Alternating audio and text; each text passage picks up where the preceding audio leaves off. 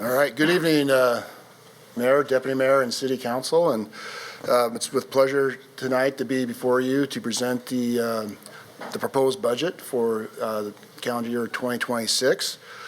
Before I really get into the budget presentation, I first want to, usually something to do at the end, but I want to make sure I recognize all those that helped put together this budget and this presentation tonight. So I really want to specifically recognize Donna Feliciano, Peyton Griffin, Gabby Wolf, Chelsea Yarwood, Troy Wu, Vanessa's team in Community Economic Development pulling against data, and Scott's team and pulling, that's nice, Scott's sitting in for Scott Eger tonight, but I can say Scott, and I can hit probably about 5 Scotts to recognize. So, but the Public Works team pulling together data, as well as Chief Amata and Jen and Shannon. So it really is a team effort. And tonight is the opportunity to formally present the budget to the City Council for the official deliberation by Council on that budget over the next several weeks, month, with the public hearings and workshops and budget revenue hearings, those type of things, to ultimately set up for final action on the budget by the City Council December 16th at your regularly scheduled public meeting. The other thing about this budget is it wasn't an easy budget.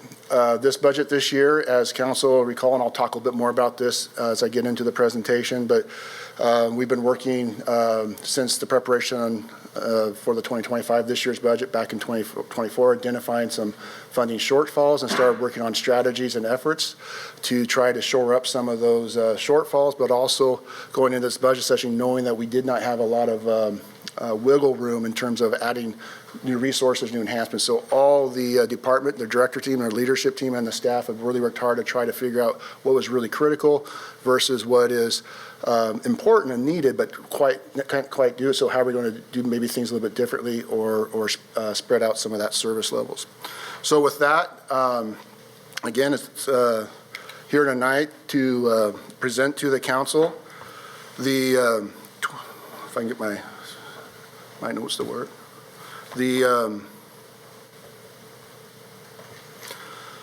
2026 proposed budget. It's a budget of just over $224,608,566. It is balanced, but however, it is balanced with using about just over $3 million in reserves.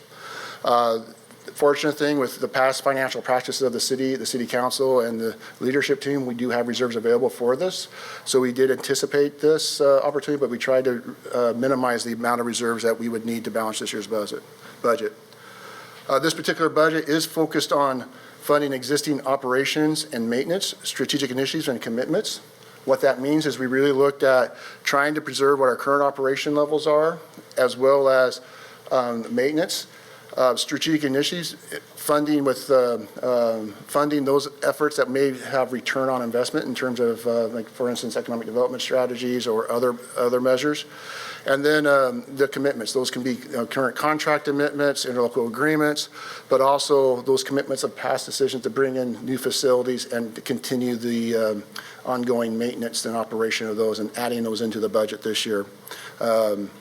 And then, of course, the budget was developed with a focus on identifying reserves to fund a lot of these programs, and also dedicated funding to make sure any new programs or resources, or even some existing ones, can be have identified funding source that was dedicated for that purpose. And then, of course, trying to maintain the current investment in council priorities. Continue these programs that we had reserves already designated for, and to meet some of those commitments in the council work plan. So this budget also, I talk about meeting all these objectives. It also is a budget designed to support about 342 and a half FTEs, or employees, our most important resource, to provide service to a community that includes a population of about 60,380. And one of the things, again, I'll talk about this a little bit later, but just as a footnote, that's where 60,380 is a large population. We grew by 170 people from the 2024 estimate. But also, I went back and looked at the 2020 census, and at that time, the 2020 2005 census identified or had a population for the city of Lacey of 53,528 people. So just think about that. Since 2020 to 2025, we've grown by almost 7,000 people. However, we're starting to see that population growth plateau a bit. We also provide services to over 26,000 housing units in a geographical area about 19.8 square miles. We also service and maintain about 1,200 acres of parks and 185 street centerline miles. And we also we're made up of a series of businesses, about 1,500 businesses that provide goods and services to the community, but also we need to support. And those businesses also employ about 23,000 people in the city of Lacey. And a total square footage of commercial industrial space is 15.7 million square feet. So a quite large city, but we also have a budget to try to meet those needs for the coming year. So next I want to talk a little bit about some of the influences that are out there that help shape and frame this budget. And some of them are more influences that we don't have direct control over or are not directly located, but do affect how we develop the budget and with our revenues and expenditures. Those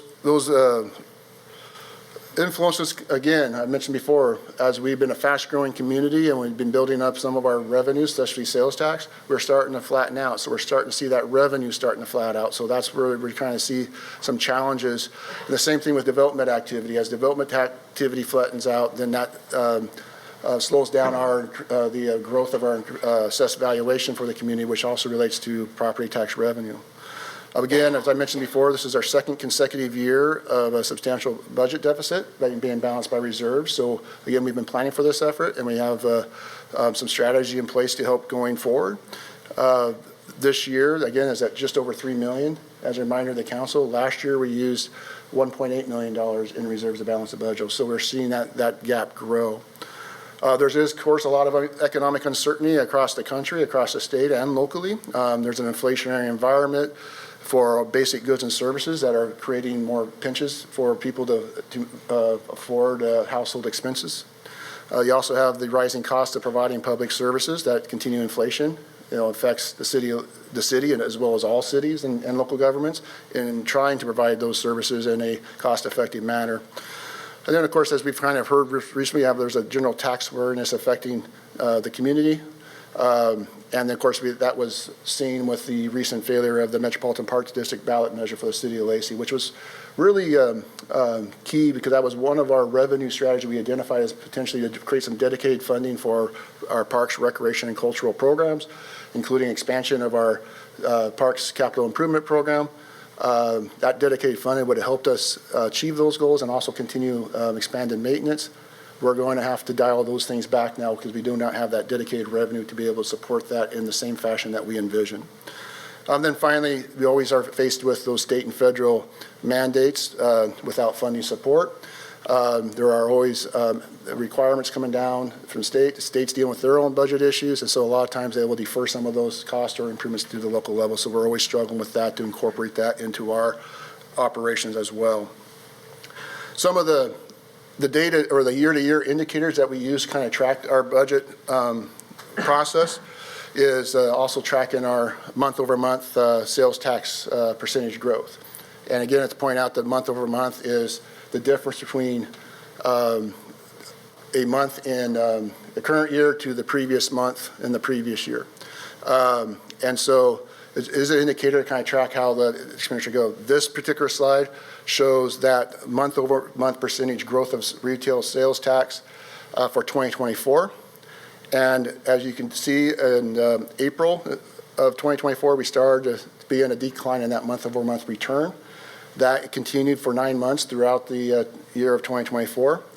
I have the May number, that negative 10.38% circled just to kind of keep as a placeholder, because as we go to the 2025 sales tax month over month, we continued that declining sales tax into January, February for a total of 12 continual months of declining sales tax revenue. But we just started seeing a bump in April and May. And I circled May again to show that one of the things you got to be careful about looking at month over month sales tax growth or differences is that 7.5% seems like it's on a rise, but if you compare that to the previous May in 2024, which was -10, you're really about 3.5% still less than the 2023. So you got to look at that in a context of the point in time, and then what is the context of the historical factors. So again, I'm talking to Troy today. I think that this month we did now break even for our budget projections, but again, we have very modest retail sales tax growth, which is going to go into our forecasting for the upcoming year. Another indicator we like to track and look at the local economic and development activity is housing starts. And of course, this slide shows housing activity going back to 2016. The orange portion of the column is single-family detached homes, and the purple is multifamily units. And you can see that transition. We talked about several times over the past several years on my presentations about that transition from the single-family dominated building market to a multifamily. That is still demonstrated in this range. And you can see that single-family detached activity continuing to decline in number of permits issued per year. But our multifamily still is staying strong, and in the pipeline we do have another 387 single-family lots that would be coming online in the near future, as well as about just under 700 multifamily units. Another indicator is just the total number of permits issued and total valuation, because we do track that valuation. And this slide indicates with the blue columns is the total number of permits issued each year. And that is all permits by the Community Economic Development Department. The orange line talks about total valuation. So you see as we've moved into the 23, 24, and 25, you start seeing a decline in total number of permits and also a decline in the total value of those permits. The years of 2019, 2020, and 2021 was when we had a lot of large multifamily as well as a lot of industrial activity, industrial buildings, but the industrial area is fairly built out, so we're going to see that starting to moderate going forward. And then what we can expect going into 2026 is in our private development activities, some specific projects. Some of these council is aware of and we've talked about, or the Community Economic Development Department has briefed the council on. But some of that development activity that's coming up is we have 3 hotel projects, the Hogan Bay and Britton Plaza hotels, which are about 362 rooms. I know this has been a topic too related to lodging tax dollars, because that will also increase the revenue for lodging tax. Just want to place a note that those projects have received land use approval, but they haven't started the construction drawing phase. And if they started were able to pick up permits today, they'd still have to construct a site. So if they picked up permits today, it would still be about 18 months out before they realize. So those are something that are going to be 18 to 36 months or more before they're online and providing services to the community. We also have a couple of exciting commercial projects coming up. The Yard, which is kind of more of an entertainment, hospitality type of a facility, a tap room, pickleball courts, and open space located at College Street and 7th, right at the corner. And it's called the Yard because it's intended to be designed as a backyard, so to speak, for the new residential that's being built into the Midtown area. So they're providing some amenities and activities for those existing and future residents. And then, of course, everybody has realized that the one of the Rite Aid stores on Slater-Kinney that went dark with the transition of Rite Aid going out of business is now being repurposed and will be the new location of the Trader Joe's grocery store on Slater-Kinney. And we're excited about that as a community, not only for those type of goods and services, but also it brings a flow and activity into the area that will hopefully create opportunity for more reinvestment to build off of that traffic pattern. And then, of course, we've got our mixed-use projects. Homes on Martin is the project out on East Martin Way. That's a 96-unit, 5-story apartment building. A lot of you may remember that from the crane that was up there for quite some time. Well, that crane's now, of course, been taken down. A new owner bought the project, and they're moving forward with the bringing it to fruition. And then over in Midtown off of 7th Avenue, we have the apartment projects by MGR Development, and that's going to include, that'd be the first phase of 2 buildings. The first phase being 150 studio 1- and 2-bedroom apartments on Woodland Square Loop. And you'll see that construction activity already occurring. If you go over there, you'll see they're tearing up the parking lot behind the office buildings adjacent to Hunterman Park, and they're going to build that 4-story building and are already under construction.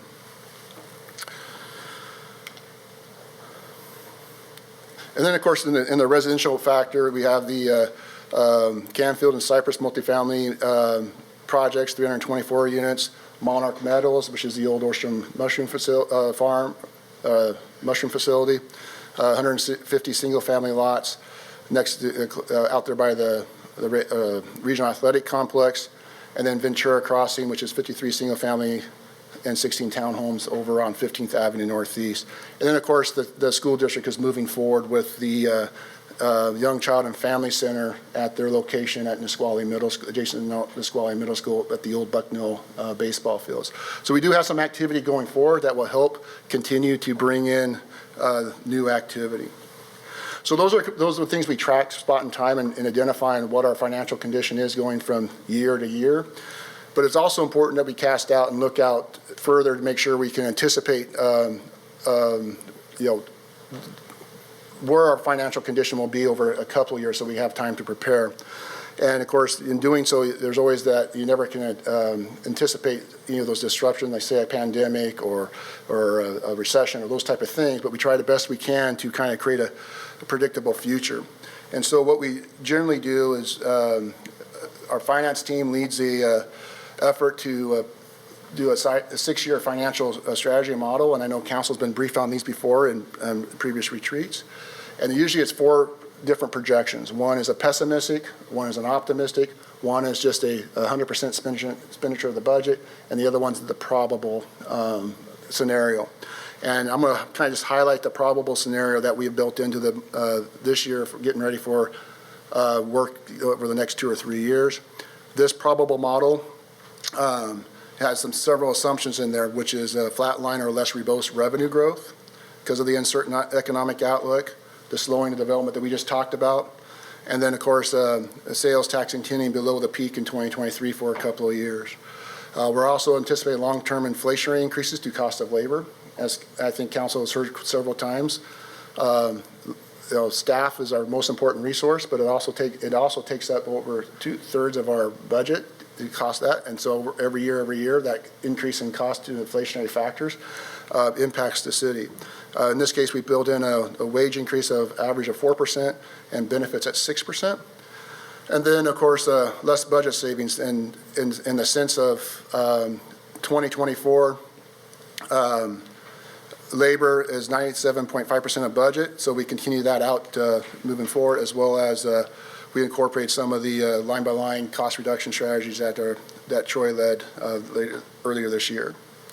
So what that projection shows us is we're still continuing with, oh, thank you, running to that financial model as it shows that we still have some challenging times ahead if we don't take action and do some things to try to reduce that impact and shorten that gap. So if we do nothing, the scenario is with the balanced budget in 2026, that continued out in 2027, that deficit will continue to grow with those inflationary factors for our cost of services with the flatter increases in revenues.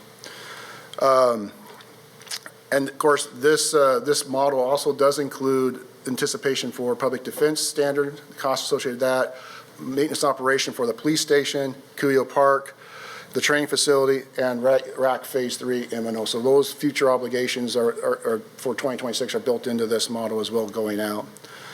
So what do we do? And again, this is intended to be part of this presentation to not say, okay, we're in a lot of trouble, but now's the time to work and take action. And over the last 1 year into a 2-year process of taking a look at strategies to help address that growing deficit. And those strategies that we worked with council, starting with the retreat in last January and continuing on through this year, include three prongs. The first prong being is looking at exploring low-hanging fruit or revenue enhancements that may have some merit by the council to impose.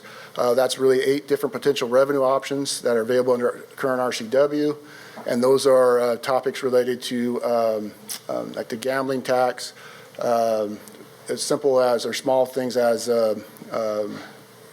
fee recovery for public records requests for body-worn camera footage, technology fees, B&O tax, solid waste franchise fees, all those different pieces that we could, council can consider to impose that could kind of stabilize that, the budget going forward.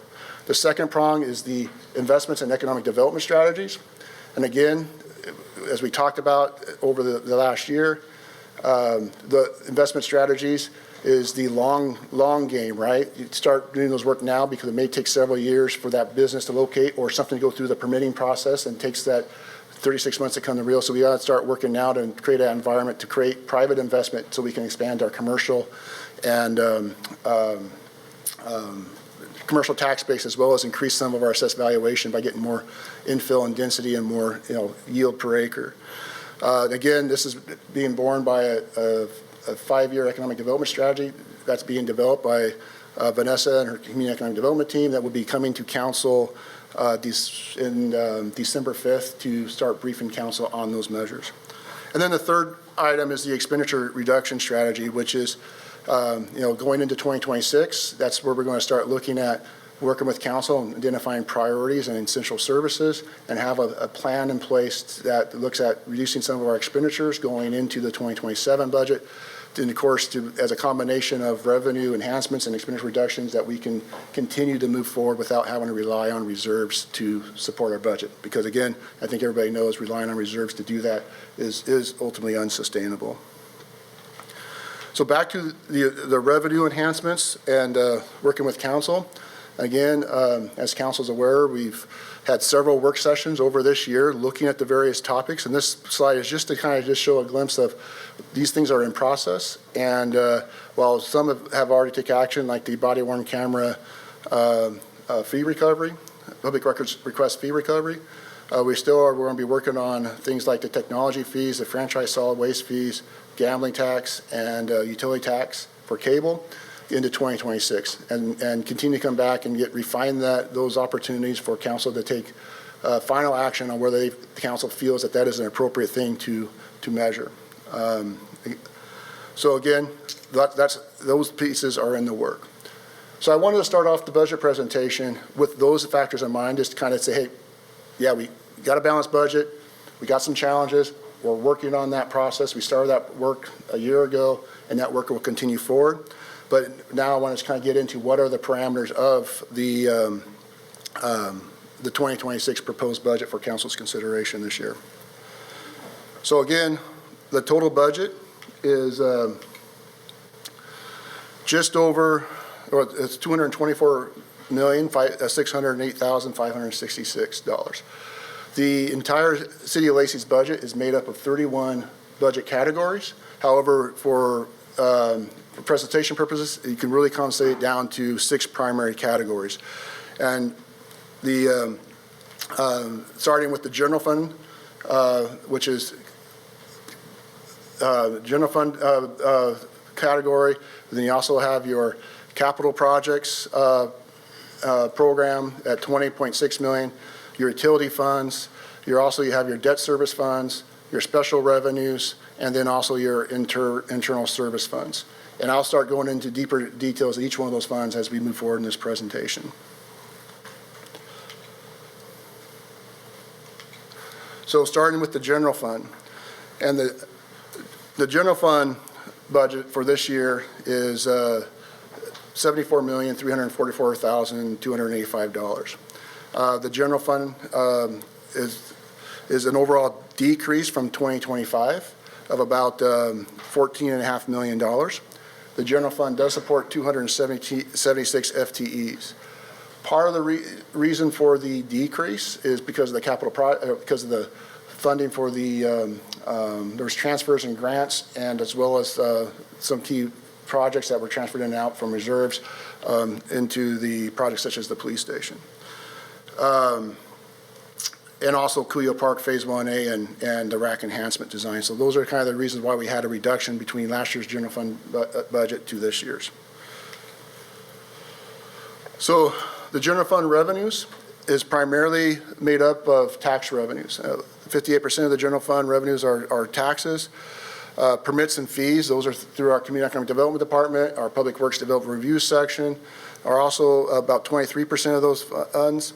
State shared revenues equals 2%, and then others, which are transfers, grants, and cost recovery fees, make up the other 17%. But focusing on the 58% portion of taxes, sales tax is 26% of the general fund dollars. About $19.29 million of collections is our largest but also most volatile tax revenue for the city. And then you see property tax coming in at $9.42 million, utility at $9.73.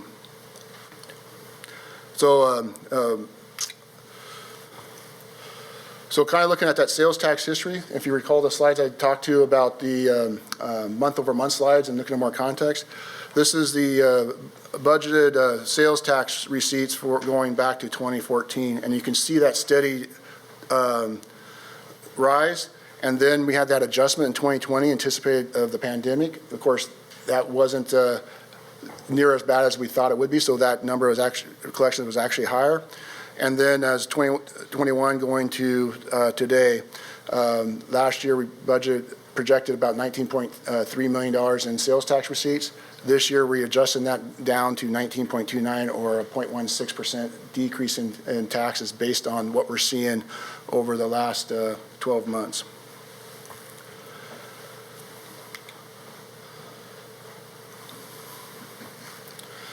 Property tax revenue, another key but more stable source, a smaller source of revenue. Property tax has steadily declined over the years. To this year, we're seeing projecting a 3.75% increase to $9.52 million in collections. So roughly about $140,000 of increased tax collection based off of increase in assessed valuation combined with the 1% allowance for tax increase. This is a slide that generally shows our growth in assessed value of the whole community. That assessed value actually grew by $369 million, or 3%, to a total of just under $13.6 billion in assessed value community-wide. And again, I'll kind of put my plug into assessed value and the levy rate. Of course, as a total assessment, we can only collect a certain levy amount. That's divided up by the increase in assessed value. So as the assessed value grows, but our levy amount decreases or only increases a certain portion, that levy rate will continue to decrease in value. So going into 2026, our levy rate is going to be just under 70 cents, or 69 cents per thousand. And so again, that's showing that inverse correlation between increased assessed value, the levy, and the levy rate. And of course, when you apply that to an individual property, that property may increase in value, so you may see a decrease, but most likely you'll still see a slight increase in property tax because of the individual property increasing in value as well. But again, it's a steady revenue, but it doesn't bring as much yield as, say, their sales tax revenue. The other general fund sources of tax, again, I mentioned the sales tax and utility tax. We also have the service fees, as well as B&O tax at $3.7 million, and your indirect charges. So those are the complete, the primary tax sources that make up funding the general fund dollars.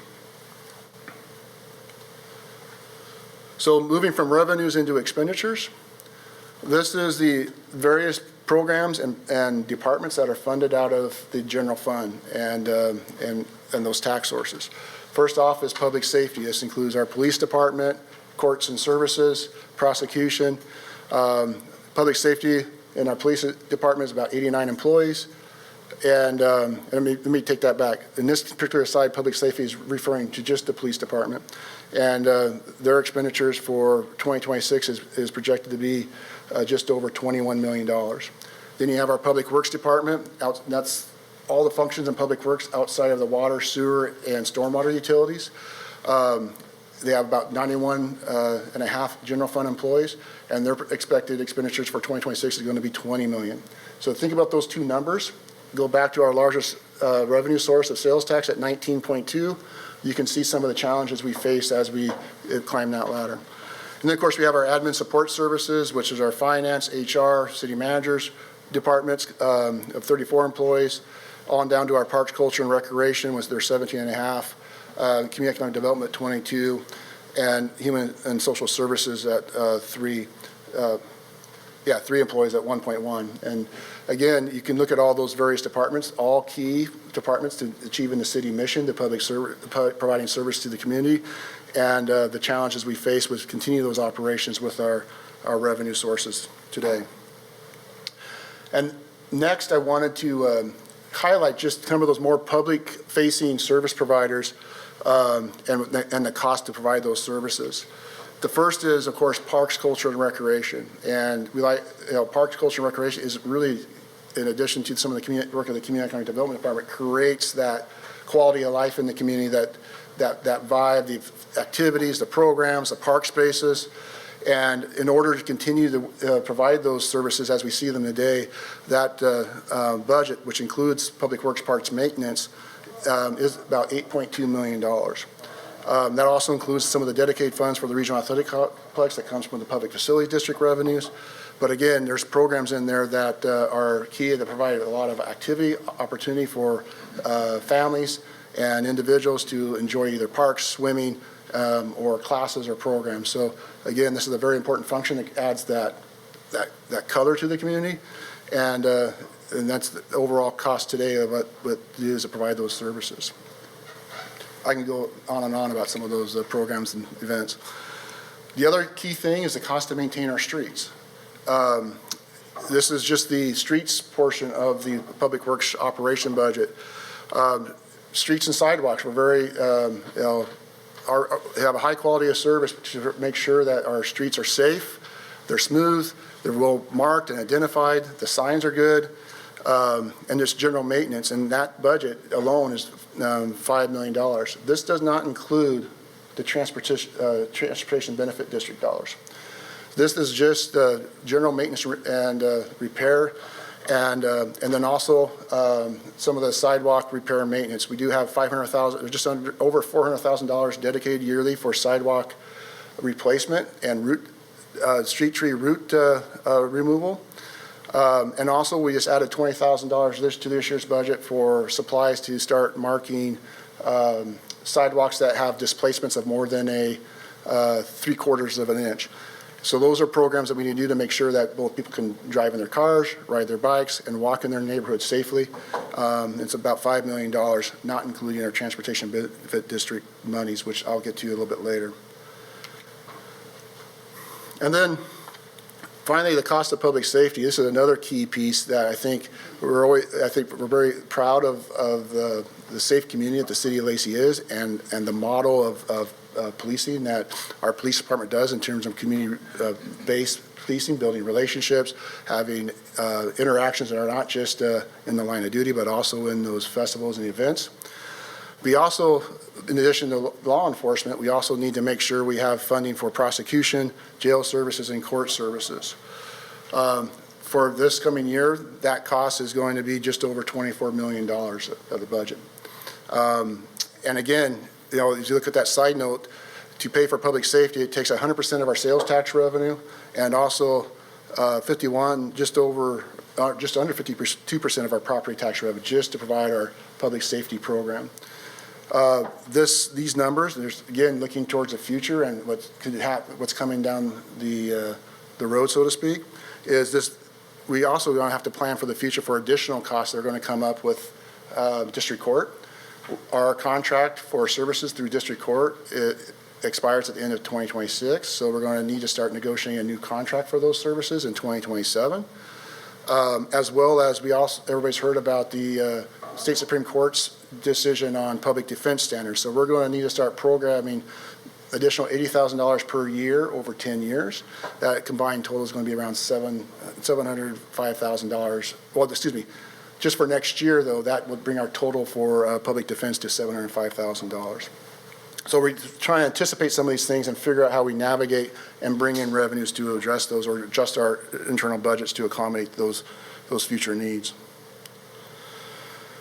And again, of course, our most important part of any of our budgets is our most precious resource, is our staff.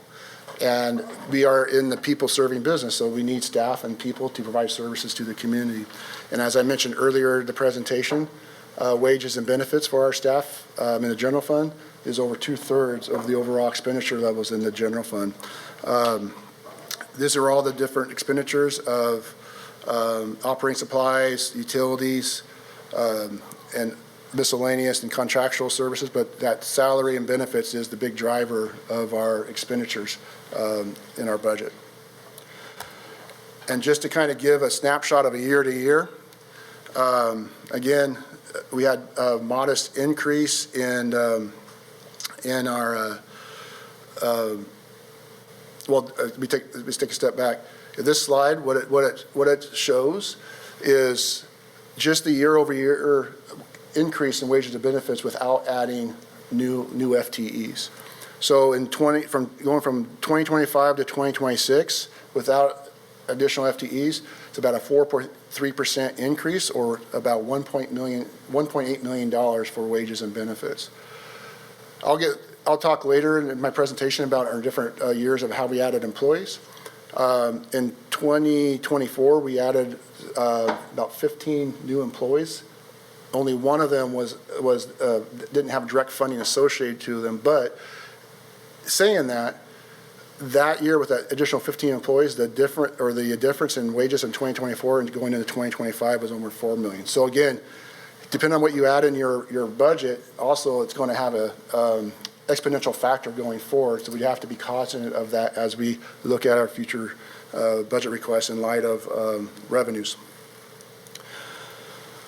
And then this next slide really kind of hits the point in terms of some of the challenges. So this slide, in the rows, you'll see our sales tax property, our 6 primary general fund tax revenues, and what we see in terms of projected increases or decreases. And then you add in that $1.8 million wages and benefit increase of just turning over our salaries going into the next year. You can see that creates about $850,000 difference. That's, again, kind of just to illustrate that when we talk about a strategic deficit, those are the things we're talking about is how we build in that revenue to address those costs. And then, of course, that also includes looking at expenditures. But saying that, next section of the slide, I want to talk about some of the investments we're making out of the general fund going into this budget year. And again, as I mentioned before, the most important resource we have is our staff resources. And again, it's because that's where people service business, and it's illustrated by this picture. In the general fund, we're looking to technically add 1 position and finish the transition to our 4th police lieutenant position. So the one new position is in our water resources department. It's going to be a capital projects position. What we're seeing is we need to have a little bit of a position to help with workflow as well as capital improvement program management. And so this position will help with that department. But the important thing is, while it is considered a general fund position, it's going to be billable to the 3 utilities. And so that's where the direct funding comes in, so it's not a new impact to our general fund revenues. The police lieutenant transition, I mentioned that it's continuing that. It was a process started 3 or 4 years ago where we had going to a 4 lieutenant model. And so as the commanders phased out, we would bring in the 4 lieutenants. This January will be that 4th one. And so while we're recognizing that as a pre-planned expense, it's covered by Proposition $1, dedicated funding. It's not a new position because technically the commander will be retiring at the end of this year. So it'll be a neutral in terms of position numbers. Other investments, again, going along the model and the approach of looking at strategic investments, but also with dedicated funding. We are looking to continue to invest in the food truck and night market program. I think that's grown over the years and become very successful. So we're establishing just under $55,000 to continue that into the coming year. Also, the makerspace is a continual, looking at $200,000 to continue to support operations of the Lacey makerspace. We're starting to see that starting to get its legs under it. We're seeing that its memberships is continuing to grow, but also more importantly, there's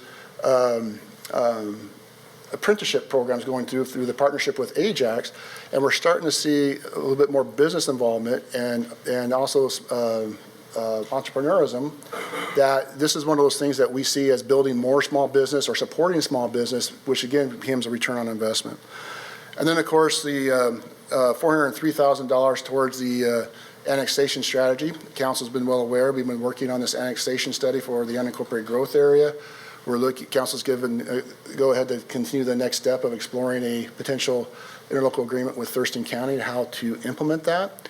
As part of that process, if it continues to move forward, we're going to need to fund a more detailed economic analysis as well as plan for community engagement. So this $403,000 is intended to work towards that in 2026.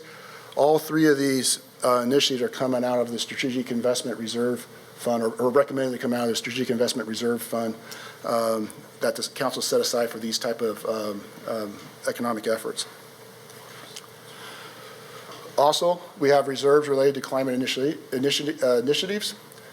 We are looking to continue that program with continue the LED streetlight replacement program at $200,000, as well as continue to work with the regional coalition on climate action and fund another $200,000 of climate action and resilient implementation measures. That's going to include continuing the rebate program for energy Energize Thurston, as well as other efforts in trying to provide incentives to have people do implement those climate action programs.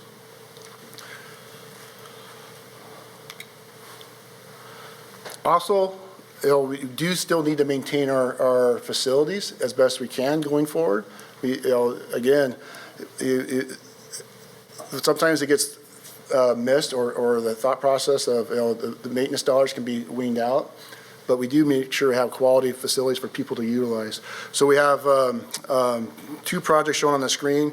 We need to replace a rotting beam in the Lacey Community Center in the entryway, about $25,000, and also we need to put a new roof onto the Virgil Clarkson Senior Center. Both those funds or projects are funded out of building reserves set up for these purposes. And we also have some other buildings that also need to have some repairs or maintenance to have them. Park storage building down at shop operations needs some maintenance of its exterior siding. And again, as we know, the council's worked through the capital facilities plan and has identified that a future capital facilities need is expansion and replacement of the shop facility. However, that may take several years there. So in the meantime, we need to make sure we keep it as maintained as possible so we don't have diminishing returns. So, and then also our elevators are old enough now that we were notified by the elevator maintenance company that we need to modernize those systems. Otherwise, they will not be able to continue to provide maintenance and find parts to support their operations. So we have two elevators in City Hall, and each one will cost around $250,000 to modernize. This is one of those situations where we say, well, wait a minute, we only have so many dollars in building reserves. So with one elevator located right over here by the city manager's office, going up to the second and third floor, the second elevator being over in by the police department, and not knowing what the future use of the eventually vacated police department section of City Hall is, decided to propose this modernizing this elevator in City Hall by City Manager's office and holding off on that second one until we see what our facility needs are going into next year so that we're not spending down our reserves too quickly. Also, in terms of accessibility, we still have the ability to go up this elevator and access the second floor over above the police station, so we're not limiting accessibility issues. And then, of course, based on state requirements, every building, I think it's over 40,000 square feet in size, must do an assessment to make sure that's meeting the Washington State Clean Building Standards compliance. So that compliance date is in 2027. So we're doing, hiring a consultant to do an evaluation of City Hall because it meets that threshold to show that it has energy compliance. This is one of those things where it's a state mandate and it's got good intent behind it, but it's also one of those elements that drives the cost of how we are able to do business.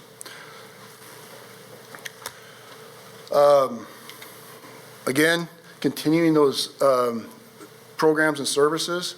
We have proposed budget, funding in the budget to continue our Human Services Grant Program of the $300,000 per year. That'd be through a process that's administered by our Human Services Commission. We also have dollars still in there with the Rapid Response Team cleanup operations, the Mobile Outreach Team, as well as the Regional Housing Council. There's an agreement with that ILA that every partner of the Regional Housing Council provides 0.5% of the sales tax collection for affordable housing purpose to be administered through the Regional Housing Council. And the same with the Senate House Bill 1406. That's also part of the agreement that is this Lacey's share for recording fees that go for affordable housing purposes. Those two funds are pooled at the regional level and part of the funding that the RHC recommends distribution on an annual basis. We continue the neighborhood grant program, and then based on past recent council direction, I also included a provision there for the cultural event grant program, the $25,000. Now, that is a new program, but we were able to reduce funding in an already existing program, the Dispute Resolution Center contract, to shift some of those dollars into this program as a pilot program for this coming year. So that is something that, based on council's direction, that included in this year's budget recommendation.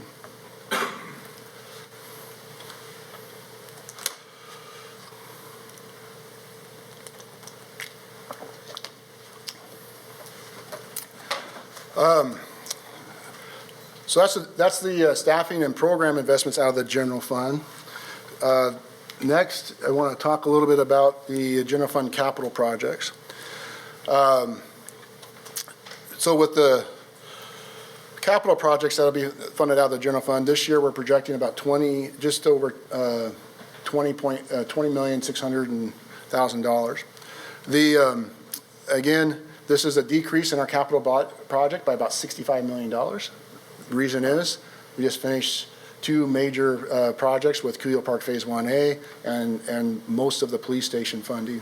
So that's the reason why the difference, and this is getting down to historical nature. The other part of it is we had a lot of big projects come online over the last 4 years. This year is really less on project construction start. It's more getting into design. But just as to walk through some of the projects that are coming out of that $20 million, this is the police station. This has been shown for 3 years now on various stages. We're down to the last $3.2 million of the project to be expended in 2026. I think this is one of those projects that's a big lift. I think everybody in this, the council and the directors and everybody in the organization should be proud of, because this is a big project that you don't get to do very often, and it's been on schedule and on budget. And we're looking to have it substantially completed by the end of the year, dependent on delivery of a generator, and looking at opening it towards the end of first quarter of 2026. And I'm looking at the chief just to make sure I got my timeline right. He's got the thumbs up. But again, we are programming in $3.2 million. That is a $61.5 million project overall. So when will we be fully in the police station? By the end of first quarter of 2026, so February, March. February, March next year. Yep. Well, if we are able to receive the generator takes 5 to 6 weeks to stand up, commission, and test. Once that's in, then we can start doing the move-in, and that'll take some time, and then it'll be ready for the grand opening. Another item in the capital projects, this is more in design, based on the direction of the council, is the rack field enhancements. This is the conversation that evolved from the RAC Phase 3 program to now looking at the available revenues from the PFD and what we can do in terms of improvements and focusing those improvements on converting Field 2 from grass to turf, adding lights, adding bleachers in Field 1, and then we also are looking at adding additional elements to that can be on a multi-bid tabs and what we did with the police station and training center to add in more amenities that could be conducive for a higher level professional soccer team. But again, those are right now in preliminary designs, and we're scheduled to check in with council to kind of overview those designs at a work session with council on November 25th, where we'll kind of look at where we are in that scope of work, what we're seeing on the preliminary designs and preliminary estimates, getting ready to on track to have 30% design by the end of this year. It's important that we keep on that schedule because with the Public Facilities District, we will need to issue bonds in 2027 before the current bonds expire in order to preserve that funding for another 10 years and be able to make these improvements as well as the improvements at the Hands-On Children Museum and Olympia are planning as the other portion of the regional PFD partnership.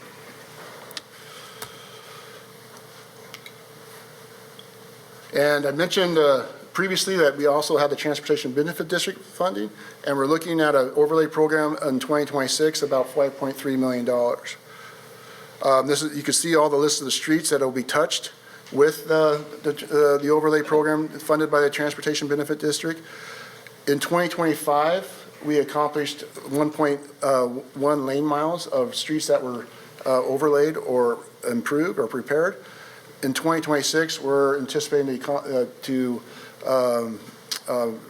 rehab 1.5 centerline miles of streets. There's two things I want to stress about this, and I'll talk about maybe sidewalks first. As I mentioned in the general fund dollars for our street operations, there is a $411,000 that goes towards sidewalk repairs. In the Transportation Benefit District, we allocated $500,000 towards sidewalk repairs.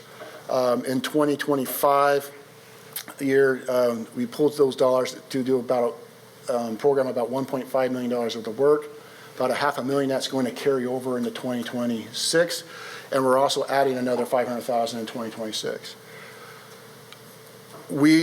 Of course, there's the issues with sidewalk safety, and as we become a maturing city and as growing, our infrastructure is starting to age. So some of those neighborhoods that were built in the late 90s or 2000s with street trees, you're starting to see sidewalks being affected by tree roots and other factors that are causing upheavals and unsafe circumstances.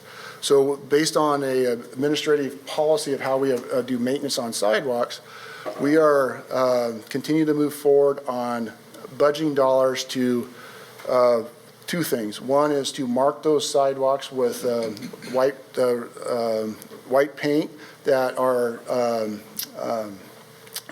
separated or have a difference of about 3/4 of an inch. So again, to create visibility and more safety. And then replace, did an inventory of all the sidewalks and identified all the different locations and distances or depth of separation, and prioritize replacement and repairs of those sidewalks on a priority basis. Meaning priority one being, just lost my notes, but priority one being sidewalks that are over 2 inches in separation. Priority two being those sidewalks that are between 1 1/4 and 2 inches in separation. Priority three being 3/4 of 1 1/4 inch separation, and then priority four being those less than 1 1/4 inch separation. We have a lot of different places throughout the community that have these issues, and so we have to prioritize that work. And again, when we look at areas where we also maximize efficiencies, we're not just going to hopscotch just to all the priority markers. We're going to try to hit neighborhoods and address it all. That program is important because I want to raise it to the council in the budget, because that is the process and the policy is that we will continue to do that sidewalk repair and placement based on the budgeted dollars that council authorized for that particular year. And again, I think you're seeing some of that activity this year. You've probably seen some comments from neighborhoods about the removal of trees. Part of the challenge when we start making those safer sidewalks is we have to remove the trees and replant. But again, as we look at these programs, we're replanting trees after we remove those trees that have damaged and upheaved those sidewalks. And ultimately, it's try to create safer situations for people to walk, people of all ages to walk in their neighborhoods. Other capital projects that we have programmed this year, again, those are the primary construction efforts. We are really focusing on right-of-way acquisition and design.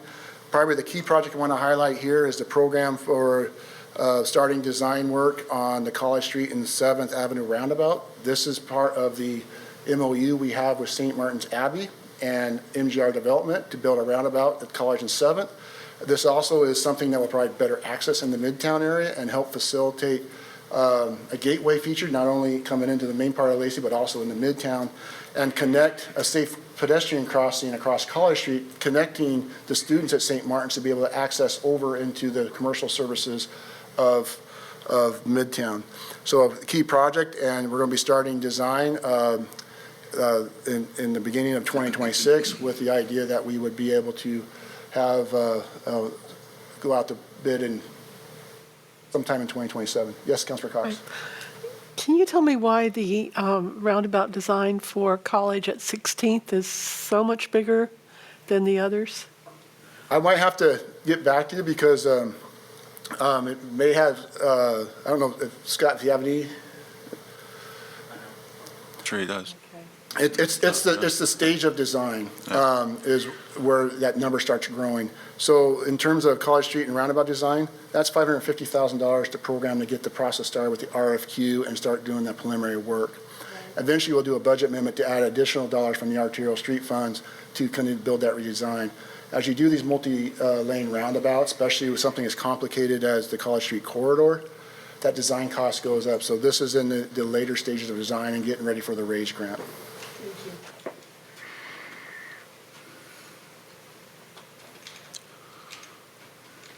Oh, I just found my notes to the priority highlight. I was right. So that's the general fund, details of the general fund and going into the proposed budget for 2026. Next, I want to talk about the special revenue fund. There's two particular categories in the special revenue bucket. Overall, it's the budget for special revenues is $627,338. The two buckets that fill this up is one is the Hicks Lake Management District. This is a self-assessed group of property owners that have ties to Hicks Lake. They assess themselves a certain amount of dollars based on their property frontage on the lakefront frontage, and those dollars are used to do lake management, water quality, vegetation removal, and the like. The city of Lacey, since the majority, or all of Hicks Lake is in the city of Lacey limits, becomes the fiduciary for that special assessment district. And so we manage those dollars, and they are governed otherwise, and then as long as they're within their bylaws, we will dispense those dollars for their projects and for it. So that's why it's in that special revenue category. The second one is lodging tax. That is, as the council is fully aware of the lodging tax process, we have the lodging tax advisory committee that's chaired by our Deputy Mayor Miller, and they look at providing funding recommendations for lodging tax dollars that come in from stays at hotels in the city of Lacey.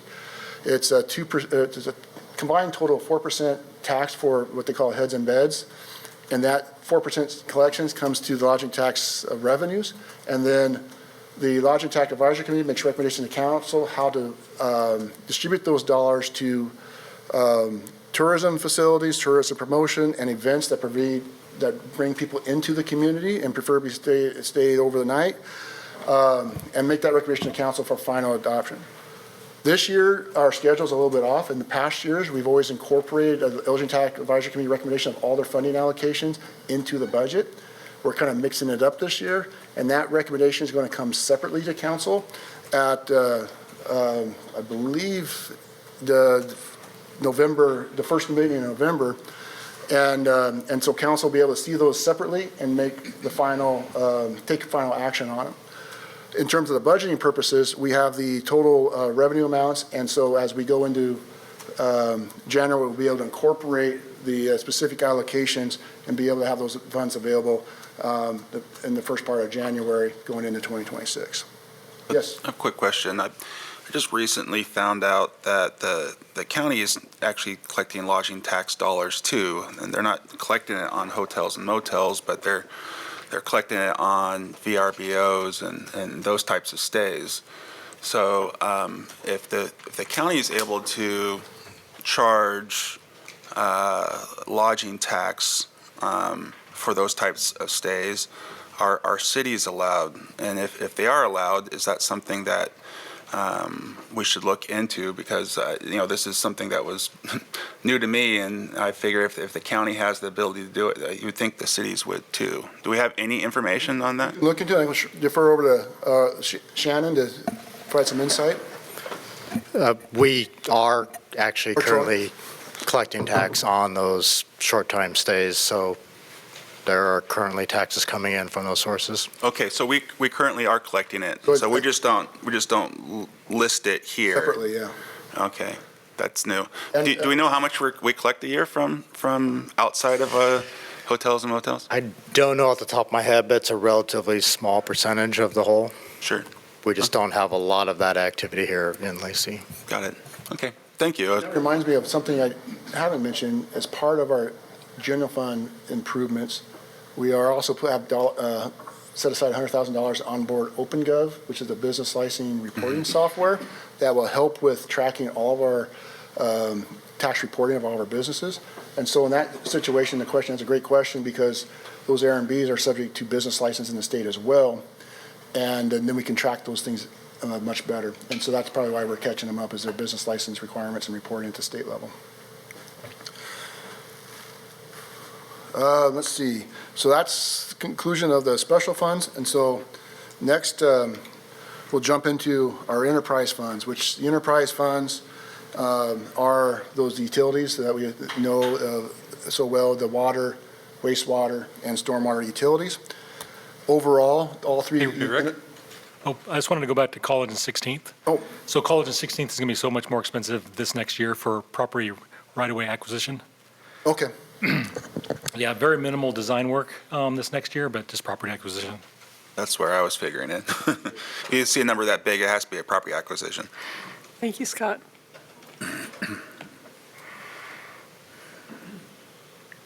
So the utility funds, overall, $116 million budget for all three utilities.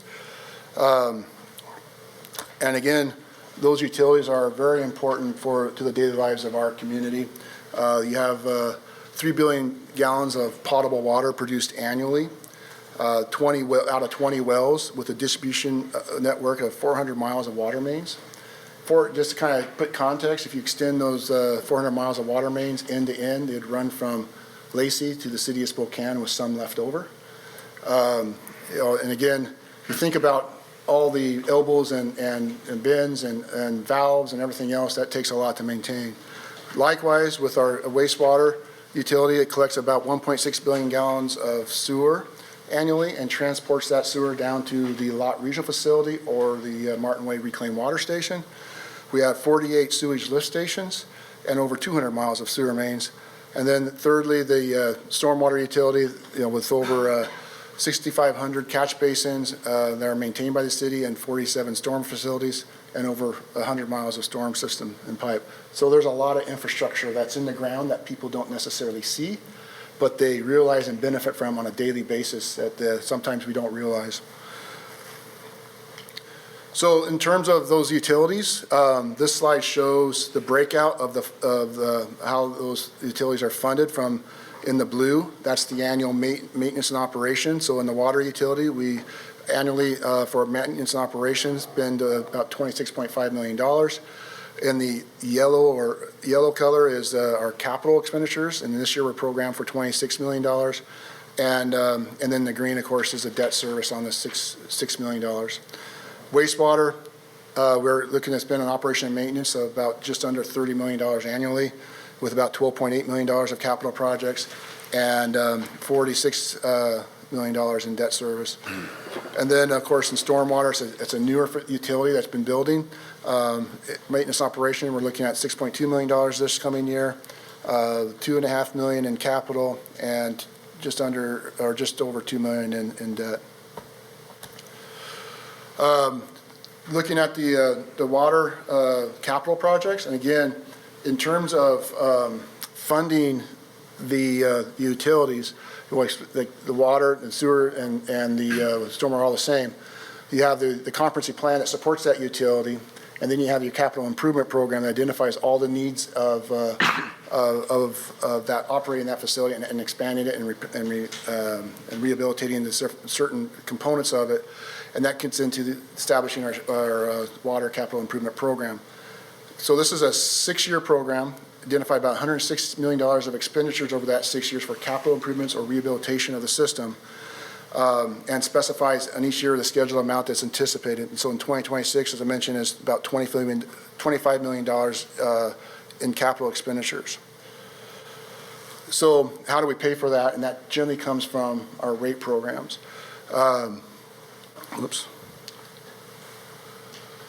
In terms of rates, again, those rates are established by, again, looking back at the comp plan, what are the needs to, and the 6-year capital improvement program, what are the needs to build and maintain the system, and the staffing to operate it. And so that projection is built into our rate study.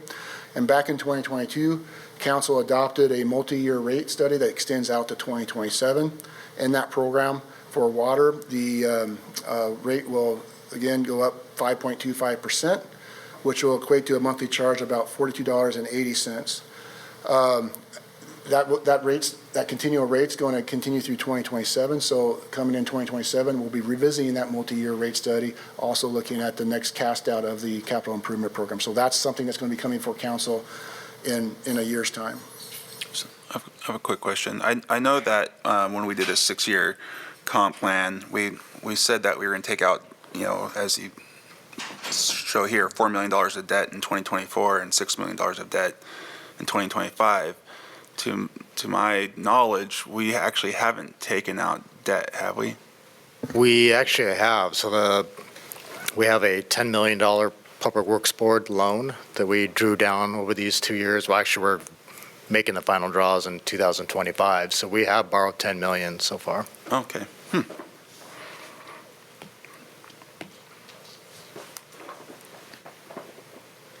So again, same thing as water, wastewater, same type of process. Your comp plan develops your capital improvement program, and then ultimately your rates. So wastewater, the capital improvement program had a total of $58 million expenditures over the 6 years, and $10 million program for 2026.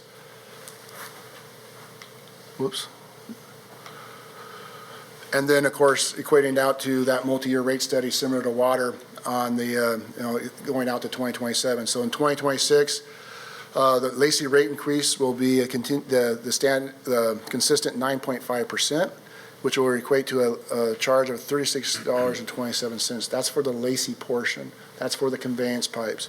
That's one of the things that gets challenging with wastewater is with the sewer bill, because it also charged for services that the Lacey or Lot wastewater treatment plant provides as well.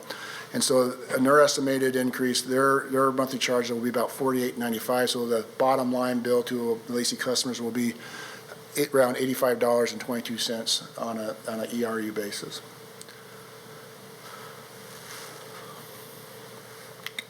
And of course, stormwater as well.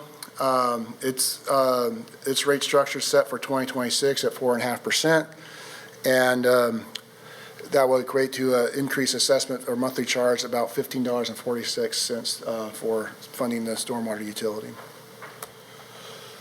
So this is a slide that kind of pulls all the Lacey utility rates together. On the left-hand side was the rates currently in 2025. On the right-hand side are the rates that are projected for 2026. As you can see, there is about a just over $8 increase to Lacey households for the combined utility rates between paying for stormwater, lot, wastewater, and water.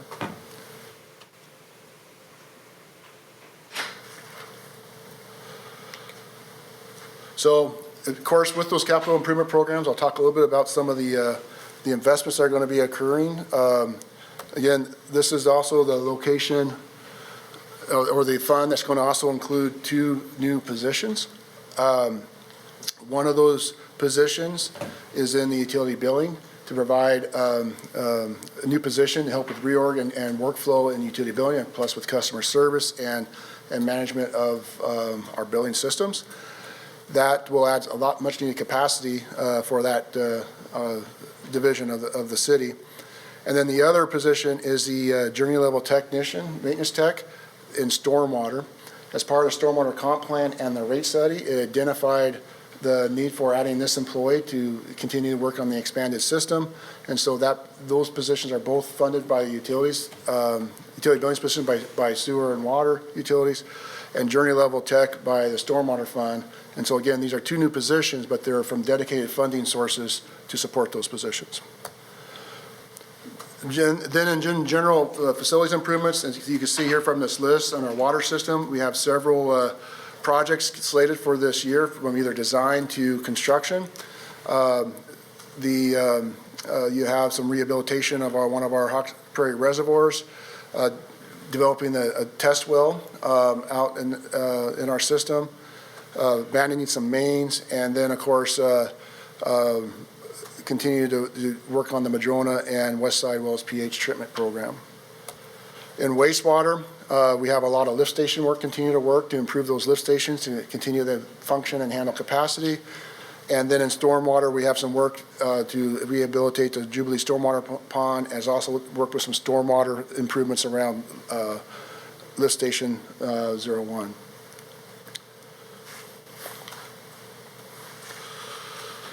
Yes. Yeah. So the Jubilee Stormwater Pond, that's not maintained by the association, Hawks Prairie Community Association? There's an agreement in place, and Troy, you. Yeah, we're actually entering a kind of a stage of transition in terms of our obligations to make sure that private ponds are actually maintained. So I think there'll be a further discussion in terms of how those costs might be reimbursed. So, but yeah, there's certainly a conversation to be had. Awesome. Thank you.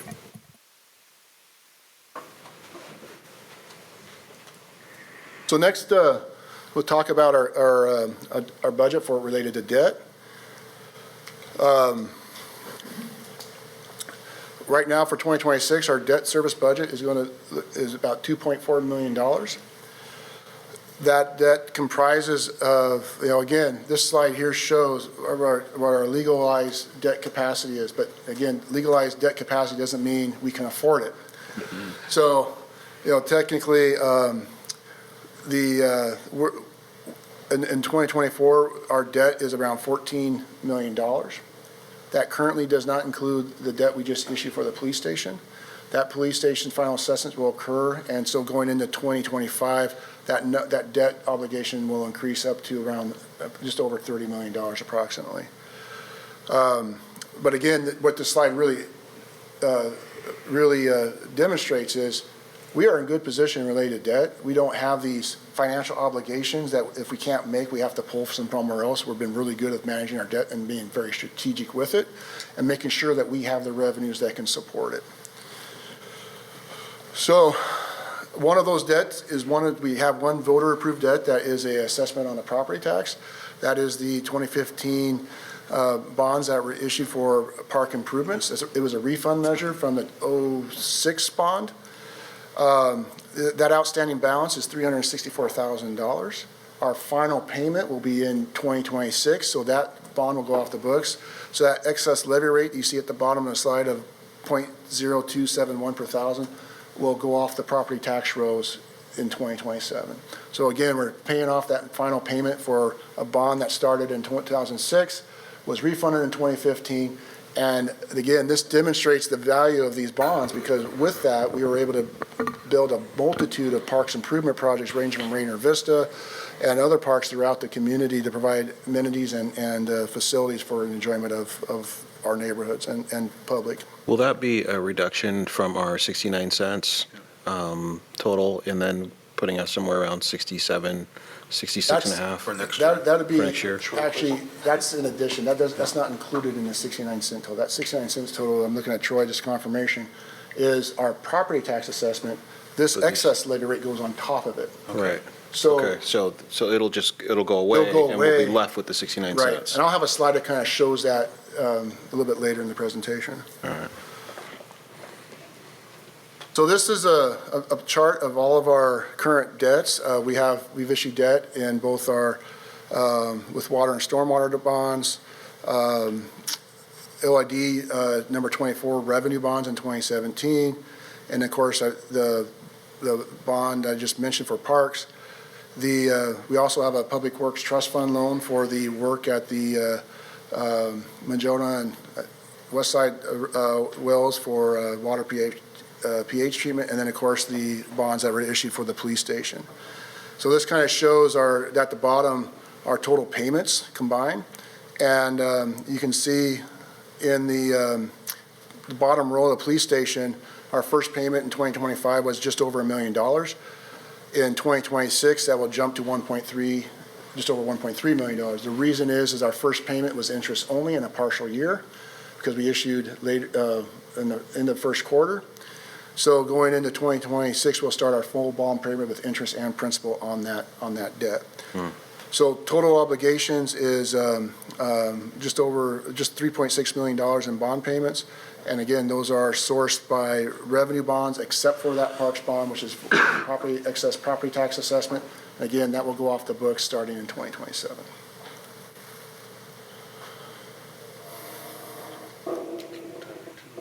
All right, jumping into internal services funds. These are the funds that are very important to make sure that we have the equipment and resources that our employees can have to do the work that they need to do for our community. So our internal service fund budget this year is going to be $10.5 million, or just over $10.5 million. And what that is broken up into two different parts. We have the equipment rental fund. So all the vehicles we buy, we put on a depreciation schedule, and we charge ourselves the cost for replacing that vehicle on an annual basis plus an inflationary factor. I think it's around 5%. And depending on the vehicle and usage, that depreciation schedule can be 3 or 5 years.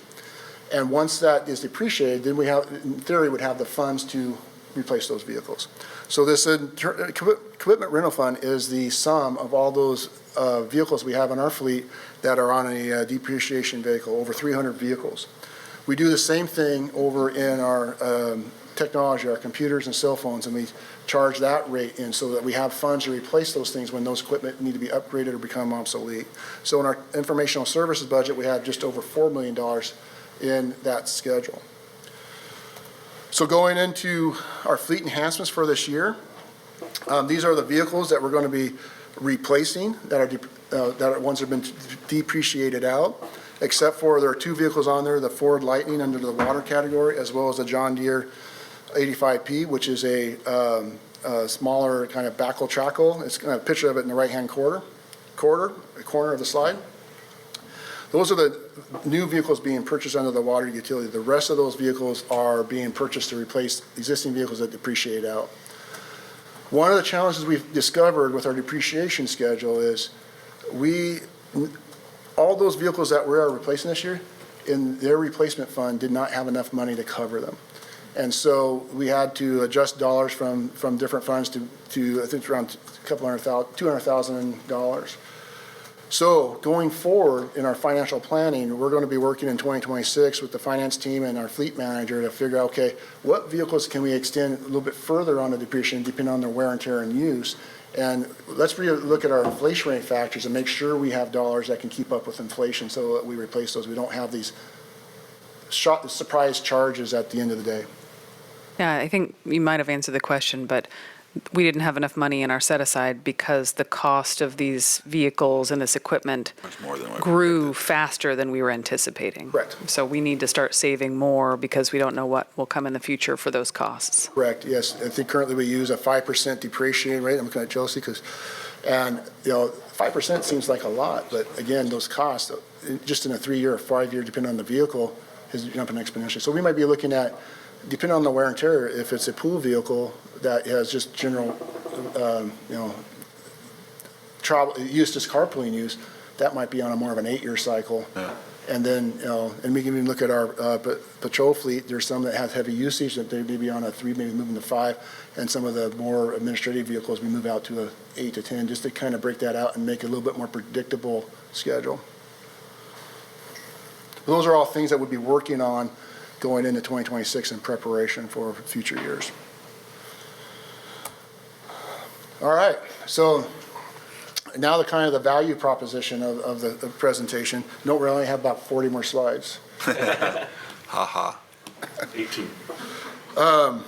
So the first one is just kind of, again, we look at, when we go out and buy goods or pay our tax bills, we look at the total number and we think it applies to the city of Lacey. And this slide is just to illustrate our sales tax. Our current sales tax is in the city of Lacey is a 9.7%. So if you buy a $100 item that's subject to sales tax, that collection off that $100 is $9.70. The city only receives 85 cents of that $9.70. The 5.4 plus goes to the state, and then you have some junior taxing districts that also collect on that. And I think when you look at that number, and it's really hard because, again, it's not what's coming to the city, it's the overall tax burden it's challenging, but you look at that number and the services you get for that cost is pretty exponential at the local level.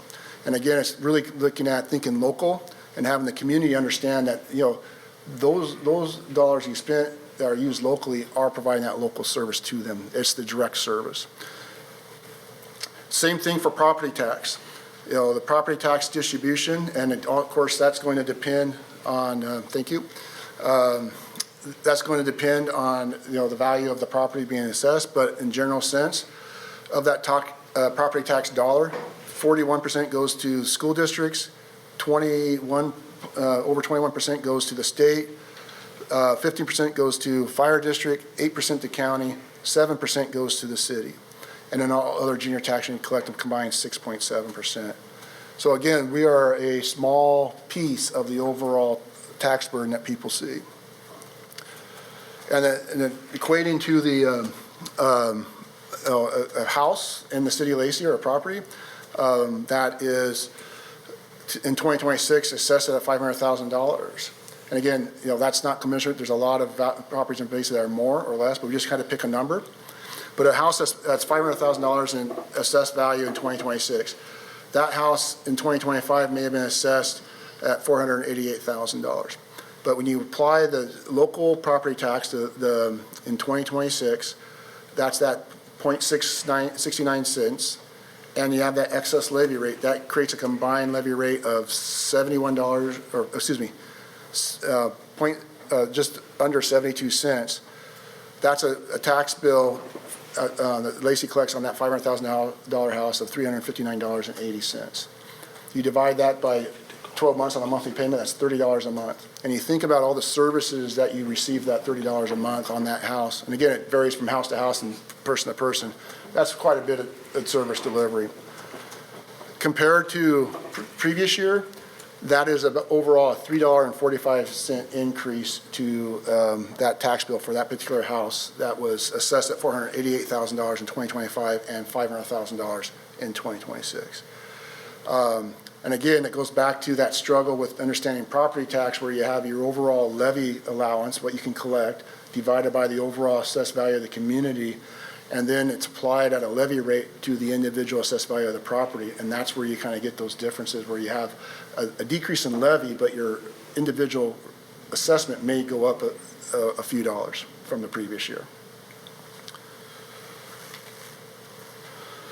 And this slide is just to show a budget comparison on that same $500,000 house in 2026 as compared to 2025. You're going to see down that row at $3.45 in your property tax, water about $2.01, wastewater $3.15, and stormwater about 67 cents for a combined $9.28 per month, compared to $14.61 per month. Now, that's just increase over previous year. That $9.19 in 2025 property tax is compared to an increase to 2024, and that could have been a different assessment schedule. So it's hard to compare apples to apples because you have so many different factors that move in that adjust. So, in summary, here's my 30 slides. This proposed budget, it makes substantial investments in our public safety. So combined with law enforcement, homeless response, or the community resource units, and the court systems, and all of that, we're investing about just over $27 million in public safety. In streets, you take in the capital program and the operations of the Public Works Department, as well as the TBD district. We're investing over $17.5 million in our street infrastructure. And I forgot to mention when I was talking about the TBD, I was talking about the sidewalk piece, but again, I just want to reiterate the importance of that TBD program. That $5.5 million that we put in to rehabilitate and make sure we have safe streets and sidewalks and all that, that TBD is up for renewal in early 2027, and it's really critical that we continue to have that funding source, because if we lose that funding source, that annual investment in street maintenance will cause a exponential decline in the building of roads. So again, that street infrastructure investment of $70.5 million, I think, is a key number. Again, we went through the utility funds of over $116 million, a total between all three utilities. And then, of course, continuing our investment in parks, culture, and recreation at around $9 million.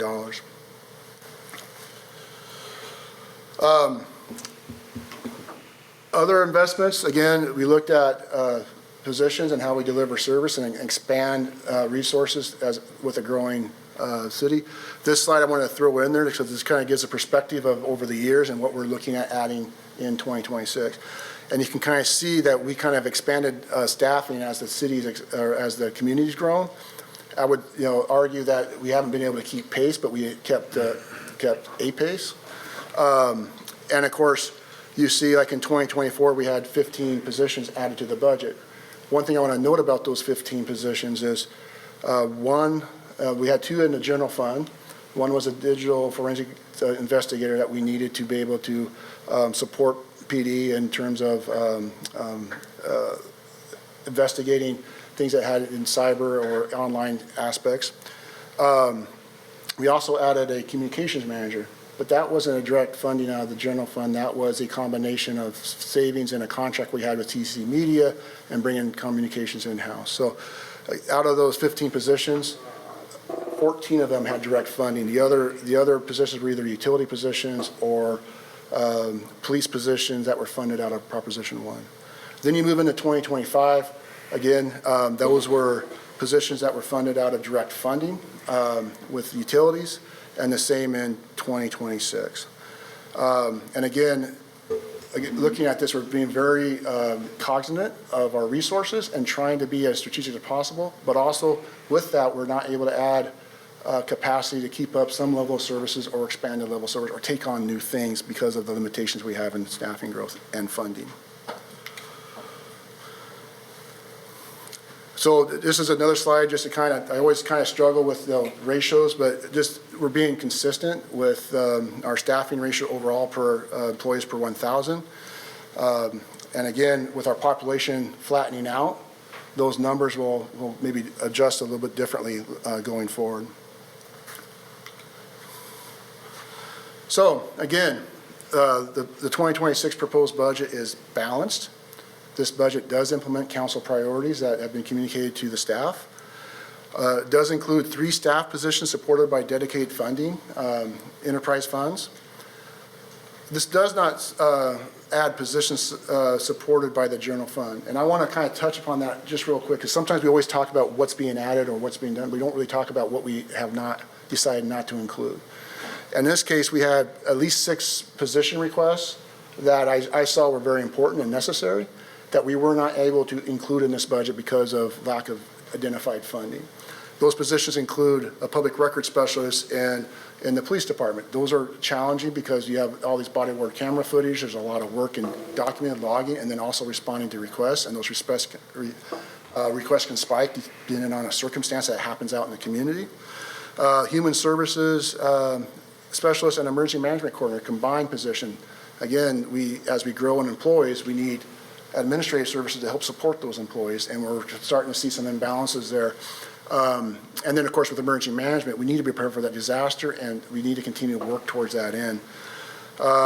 Journey level maintenance technicians in streets, as well as parks. And I want to really, these are requests that have been coming forward for the last couple of years, and we were trying really hard to try to figure out how we can get the streets and parks maintenance positions into this year's budget. We looked at them last year, and we said, okay, we'll monitor 2025 returns, because we had the police station and Cuyah Park coming on board. And ultimately, we didn't have the revenue to do there, so it's some hard conversations, but I really want to appreciate Scott Ager and his team, and Scott Devlin, and our supervisors in streets and parks for working with us and trying to figure out how we can do the work best we can with the resources we have. And then, of course, we need it, as our fleet grows, equipment mechanic, and then another thing is technology support. As we get more technology systems, having people to help with those systems, onboard them and maintaining them. Again, IAS department also needs support to provide those internal services to the rest of the organization so they can do the work and create those efficiencies. So those are things I want to highlight that we weren't able to include in the budget, but there are some needs for those type of positions to be considered going forward. And, that technology support position could be something that can come out of the revenue conversations over technology fees and figure out a way to create a funding stream to be able to provide that service, because it's not only supporting internal operations, technically it supports the efficiency of permitting and tracking for the public to be able to access our systems.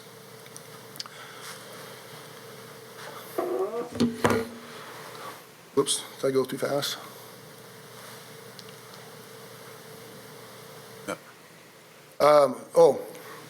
The other item on that last slide was, again, we're looking at operation and maintenance enhancements that are very limited to keep the use of reserves at management level, because we only have so much reserve, so we got to be more judicious in how we utilize those and not burn through them too quick on repairs and facilities. Again, the 2026 proposed budget is balanced in accordance with fiscal policies adopted by the City Council in 2013. The capital projects, maintenance, and initiatives funded are either from dedicated reserves or grant sources or dedicated funding.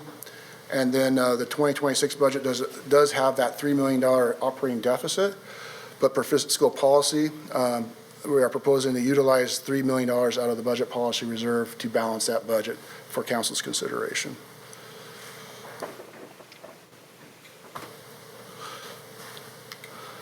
So, the work ahead, and again, going back to the beginning of the presentation, talking about these three-prong approach.